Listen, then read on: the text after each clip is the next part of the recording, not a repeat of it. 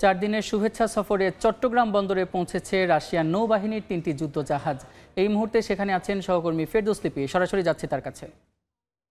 লিপি, নৌবাহিনীর যুদ্ধজাহাজ যেটা 12টার কিছুর পর চট্টগ্রাম বন্দর চ্যানেলে প্রবেশ করে এবং এখন কিন্তু সেই যুদ্ধজাহাজগুলো চট্টগ্রাম যে বন্দরের পতেঙ্গা কন্টেনার টার্মিনাল আছে সেই কন্টেনার টার্মিনালে নোঙর করছে, আপনারা দেখতে পাচ্ছেন। এবং এই যুদ্ধজাহাজ 4 দিনের সফরে কিন্তু চট্টগ্রাম বন্দরে এসে পৌঁছালো এবং এখনো পর্যন্ত আমরা যেটা দেখতে পাচ্ছি নৌবাহিনীর ঊর্ধ্বতন যে কর্মকর্তারা তারা কিন্তু এখানে এসেছেন যে যুদ্ধজাহাজ তাকে স্বাগত জানানোর জন্য। পাশাপাশি যে রুশ অ্যাম্বাসির যিনি দায়িত্বে রয়েছেন তিনিও কিন্তু এখানে উপস্থিত আছেন এবং শুভেচ্ছা সফরে থাকা অবস্থায় এই রুশ যুদ্ধজাহাজে যারা অধিনায়করা আছেন, যারা নাবিকরা আছেন, তারা কিন্তু চট্টগ্রামে বেশ কিছু কর্মসূচিতে অংশ নেবে। বিশেষ করে বাংলাদেশ নৌবাহিনীর যে ঘাঁটিগুলো আছে সেই ঘাঁটিগুলো তারা পরিদর্শন করবে, জাহাজগুলো পরিদর্শন করবে। এছাড়া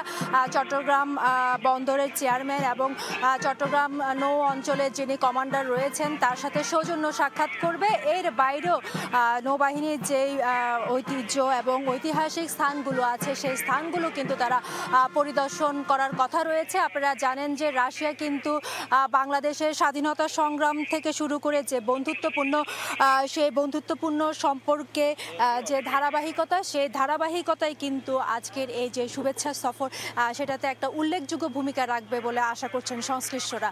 তো এই ছিল আমার কাছে এখনো পর্যন্ত চট্টগ্রাম বন্দরে যে রাশিয়ান নৌ যুদ্ধজাহাজ আসার তার সর্বশেষ সংবাদ।